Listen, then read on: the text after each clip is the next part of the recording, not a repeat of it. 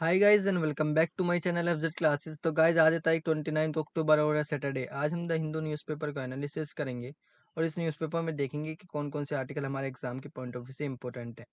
और अगर गाइस आपको इस न्यूज़पेपर का पीडीएफ चाहिए तो मेरा टेलीग्राम चैनल भी ज्वाइन कर सकते हैं, एफजेड क्लासेस हिंदू पीडीएफ। वहाँ से आपको डेली बेसिस पर इस न्यूज़पेपर की पीडीएफ मिल जाएगी। उसका लिंक मैं डिस्क्रिप्शन बॉक्स में डाल दूंगा। तो चलिए बिना टाइम वेस्ट करे वीडियो को शुरू कर लेते हैं। सबसे पहला आर्टिकल जो हमारे एग्जाम के पॉइंट ऑफ व्यू से इंपॉर्टेंट है वो फर्स्ट पेज पर दिया गया है। इसमें अभी स्टेट होम मिनिस्टर्स की मीटिंग हुई है फरीदाबाद में। उसमें मोदी जी ने एड्रेस करते हुए कहा है कि UAPA gave an impetus to fight against terror, यानी कि अनलॉफुल एक्टिविटी प्रिवेंशन एक्ट ने हमें एक प्रेरणा दी है, जिससे हम गति दी है हमें, जिससे हम टेरर के अगेंस्ट लड़ सकें, टेरर के अगेंस्ट हम फाइट कर सकें। Police should be able to face Naxals, police को नक्सल से फेस करना चाहिए। Who wield in pen and misled the youth, जो क्या कर रहे हैं, यूथ को मिसलेड कर रहे हैं, नक्सल्स जिनको हम एस्ट्रीमिस्ट भी बोलते हैं। Besides those who hold a gun, prime minister says while addressing the state home minister. Faridabad में भी क्या हो रही है, स्टेट होम मिनिस्टर्स की मीटिंग हो रही है। उसके दौरान ही प्राइम मिनिस्टर जी ने ये सब चीजें की हैं। तो prime minister Narendra Modi on Friday said that the central law such as the UAPA had given an impetus to a systems in a decisive fight against terrorism। के सेंट्रल में जो यूएपीए एक लॉज देखने को मिल जाएगा, वो उसने एक इम्पेटस इफेक्ट दिया है हमें कि हम टेररिज्म से लड़ सकें, एक डिसीजन ले सकें, फाइट कर सकें टेररिज्म के अगेंस्ट। तो इशू तो हमने जान लिया है कि अभी होम मिनिस्टर्स की मीटिंग्स हो रही है, उसके अंदर मोदी जी ने एड्रेस करा है। अब इस आर्टिकल में हमारे लिए क्या इंपॉर्टेंट है, यूएपीए। यूएपीए की बात करें तो अनलॉफुल एक्टिविटीज प्रिवेंशन एक इंडियन लॉ है, जिसका एम है कि प्रिवेंट करें अनलॉफुल एक्टिविटीज। जो भी एक्टिविटीज अनलॉफुल हो रही हैं, उन एक्टिविटी को प्रिवेंट करने का काम किसका, यूएपीए का। एसोसिएशन इंडिया में जो पूरे इंडिया में जो भी गलत काम हो रहे हैं, गलत कानून के खिलाफ जो काम हो रहे हैं, उनको टैकल कौन करता है, यूएपीए।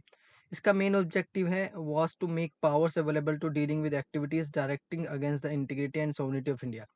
ये ऐसी पावर को यूज करता है जो भी कोई भी पर्सन या कोई भी ग्रुप जो इंटीग्रिटी सोवरेनिटी ऑफ इंडिया को नुकसान पहुंचाता है, उस एक्टिविटी को ये टैकल करता है। इसका मेन ऑब्जेक्टिव यही है।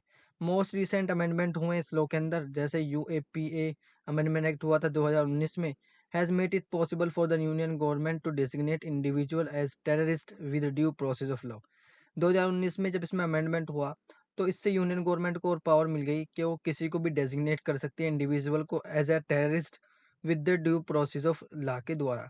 यूएपीए को हम एंटी टेरर लॉ भी कहते हैं। तो यूएपी का एक और नाम क्या हो गया, anti terror law. National integration council appointed a committee of national integration and recognisation regionalization took into the aspects of inputting reasonable restriction in the interest of the sovereignty and integrity of India। National integration council ने एक committee को appoint किया था national integration और regionalisation पर, जिसको एक काम दिया था गया था कि वो रेस्ट्रिक्शन लगाए उन इंटरेस्ट पर, और रिजनेबल रिस्ट्रिक्शन लगाए उन इंटरेस्ट पर जो सोनिटी और इंटीग्रिटी ऑफ इंडिया को नुकसान पहुंचाते हैं। Agenda of NICA limited research to communalism, जो एजेंडा था एनआईसीए का, नेशनल इंटीग्रेशन काउंसिल का, वो लिमिटेड दिया गया था कम्युनलिज्म को लेकर, कास्टिज्म को लेकर, रीजनलिज्म को लेकर, उसमें टेररिज्म नहीं था। Pursuant to the acceptance recommendation of committee, जब कमेटी ने रिकमेंडेशन दी, तो उस कॉन्स्टिट्यूशन में 16th अमेंडमेंट एक्ट हुआ 1963 में, उसको इनेक्ट किया गया, फिर इम्पोज किया गया लॉ के द्वारा। रीजनेबल रिस्ट्रिक्शन लगाई गई sovereignty and integrity of India पर, अगर कोई उसको नुकसान पहुंचाता है। 2019 में BJP NDA government claim that in order to implement the provision of 1963 act के फिर प्रोविजंस को ऐड किया गया, जिसको बना दिया गया UAPA, unlawful activity prevention bill, was introduced in the parliament। फिर बिल को इंट्रोड्यूस किया गया पार्लियामेंट में। United nation special rapporteurs stated that the provision of UAPA 2019 contravenes several articles of the Universal Declaration of Human Rights and the International Covenant on Civil and Political Rights। United nation special reporters ने provisions लिए हैं UAPA 2019 के अंदर, कि वो controversy देखने को मिल जाएगी उसकी बहुत सारे articles of a universal Declaration of Human Rights and International Covenants on Civil and Political Rights। Opposition parties in India call the UAPA a draconian anti-terror law। जो अपोजिशन पार्टी है इंडिया में, वो यूएपीए को एक draconian anti terror law भी कहती हैं। BBC ने रिपोर्ट किया था, people arrested and charge with UAPA find it harder to get bail, यानी कि जो इनके जिन पीपल्स को इसके अंदर अरेस्ट किया जाता है या चार्ज किया जाता है, उनको जल्दी से बेल भी नहीं मिलती। अब इसके बारे में थोड़ा शॉर्ट में देख लेते हैं। तो टेरिटोरियल असिस्टेंट कहाँ पे आता है? इंडिया के अंदर आता है। इनेक्ट हुआ था पार्लियामेंट ऑफ इंडिया के द्वारा और इसको प्रेसिडेंट का एसेंट कब मिला? 30 दिसंबर 1967 में। इसमें अमेंडमेंट बहुत सारे हुए हैं, जैसे यूएपीए 1969 में हुआ था, क्रिमिनल लॉ अमेंडमेंट हुआ था 1972 में, और डेलीगेटिव लेजिस्लेचर प्रोविजंस हुआ था 1988 में, अनलॉफुल एक्टिविटीज प्रिवेंशन एक्ट हुआ था 2004 में, unlawful activity prevention amendment act हुआ 2008 में, और अनलॉफुल एक्टिविटीज प्रिवेंशन एक्ट जो लास्ट वाला अमेंडमेंट हुआ है वो 2019 में हुआ। स्टेटस ये अभी फोर्स में देखने को मिल जाएगा। अब हमें यूएपीए के बारे में डिटेल में डिस्कस कर लिया और हमने इशू भी देख लिया। अब देख लेते हैं नेक्स्ट आर्टिकल जो हमारे एग्जाम के पॉइंट ऑफ व्यू से इंपॉर्टेंट है। हाँ, नेक्स्ट आर्टिकल जो हमारे एग्जाम के पॉइंट ऑफ व्यू से इंपॉर्टेंट है वो नेक्स्ट पेज पर ही दिया गया है। इसमें बताया गया है कि अभी अशोका के चक्र को पैडी आर्ट्स के द्वारा क्रिएट्स किया गया है। वैनायत फार्मर्स के द्वारा एक अशोका चक्र बनाया गया है जो पैडी आर्ट के द्वारा बनाया गया है। Tourist and pilgrimage on their way to the Thirunelli Shri Mahavishnu's temple in Kerala, Wayanad, the flocking in a farm at in Trishuli to with the Ashoka Chakra created by Johnson Olimpanpuram a progressive farmer. किसके द्वारा बनाया गया है? Johnson ओलिम्पुरम एक progressive farmer है जो Mahavishnu temples के केरला के वैनाथ के पास बनाया गया है। The 58 years old farmer hope इस experiment will attract peoples to paddy cultivation. उन्होंने किस लिए बनाया है कि पैडी कल्टीवेशन से क्या लोगों को अट्रैक्शन मिले, लोग इसकी तरफ खिंच जाएं, इसलिए उन्होंने कहा कि उनका एक्सपेरिमेंट जो उन्होंने करा है वो अट्रैक्ट करेगा पीपल्स को टुवर्ड्स दी पैडी कल्टीवेशन। तो इस आर्टिकल में एक और चीज़ हमें पढ़नी है वो है अशोका चक्र के बारे में। तो आपको ये एंशियंट इंडिया का क्या देखने को मिल जाएगा? टॉपिक देखने को मिल जाएगा। अशोका चक्र एक डिपिक्शंस है धर्म चक्र का।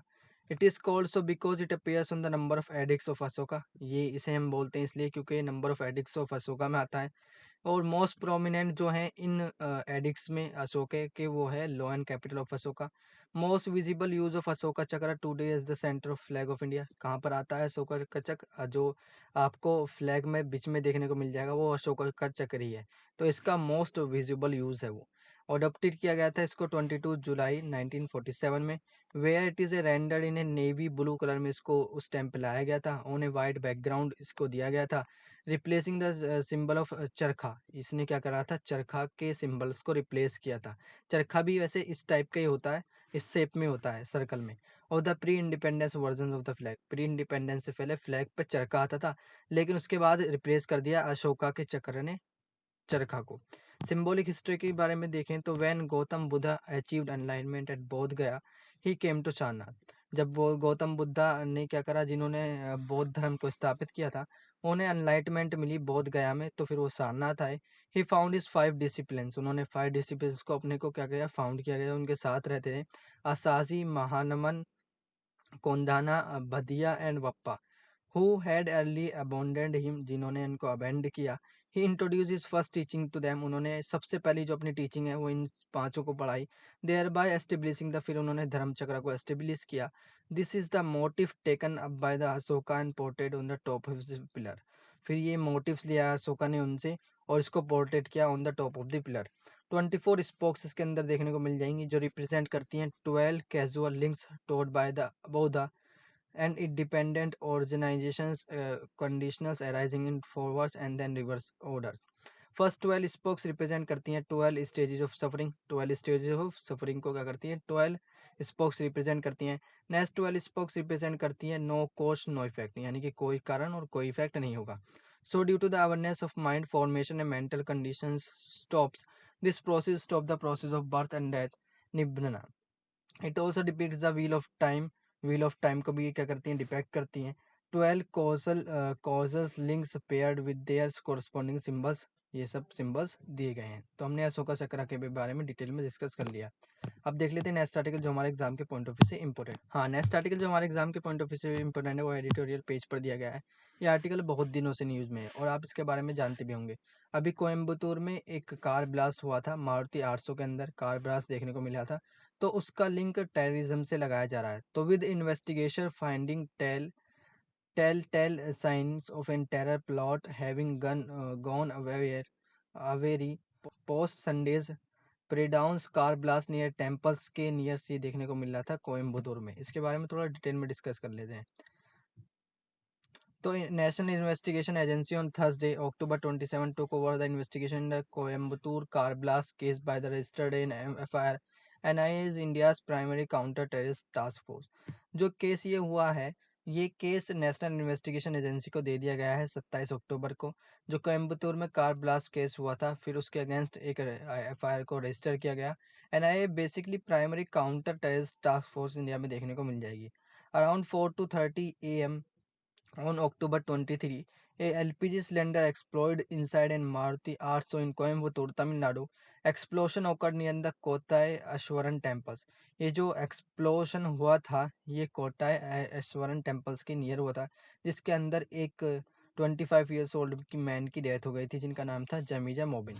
On Sunday evening state DGP Sylendra Babu revealed terror angle to the blast. Sunday evening में जो DGP देखने को मिल जाएंगे स्टेट के, उन्होंने रिवील्ड किया है इसको as a terror angles blast को। He said that nails, marbles and other items usually used for explosion in terror attacks were find in the cars. जो उन्होंने कहा है कि नेल्स, मार्बल्स और बहुत सारे आइटम्स जो यूज़ होते हैं यूजुअली इन दी एक्सप्लोजन्स, वो टेरर अटैक्स में वो कार के अंदर देखने को मिले हैं।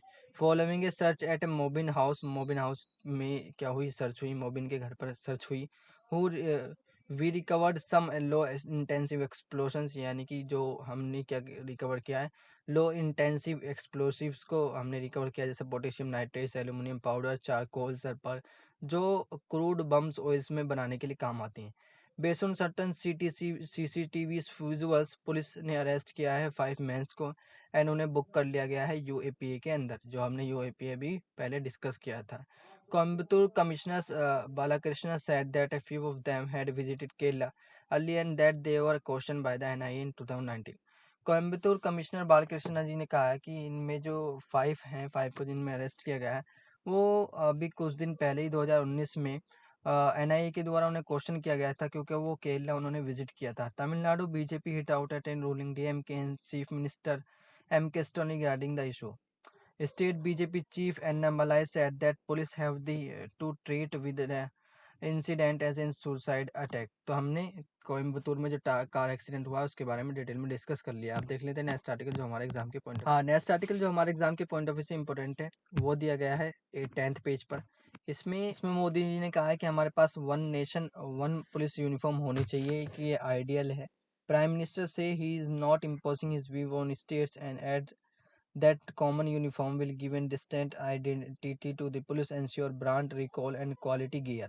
प्राइम मिनिस्टर जी ने कहा है कि मैं इम्पोज नहीं कर रहा हूँ views on states and adds the common uniforms will, जो कॉमन यूनिफॉर्म है उसके बेनिफिट्स होंगे कि एक आइडेंटिटी मिलेगी पुलिस को, उनका ब्रांड बढ़ेगा, उनकी क्वालिटी गियर देखने को मिल जाएगी। Prime minister Narendra Modi on Friday mooted that the idea of one nation one police uniform. He was addressing the state home minister conference in the internal security issues in Faridabad Haryana.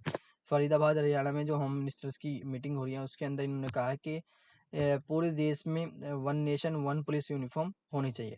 तो इसके बारे में हमने डिटेल में discuss कर लिया। अब देख लेते हैं नेक्स्ट आर्टिकल जो हमारे एग्जाम के पॉइंट ऑफ व्यू से इंपॉर्टेंट है। तो गाइज ये आर्टिकल थे जो हमारे एग्जाम के पॉइंट ऑफ व्यू से इंपॉर्टेंट थे। वीडियो अच्छी लगे तो वीडियो को लाइक करें, चैनल को सब्सक्राइब करें। मिलते हैं नेक्स्ट वीडियो में, तब तक के लिए थैंक यू, जय Hind and never give up.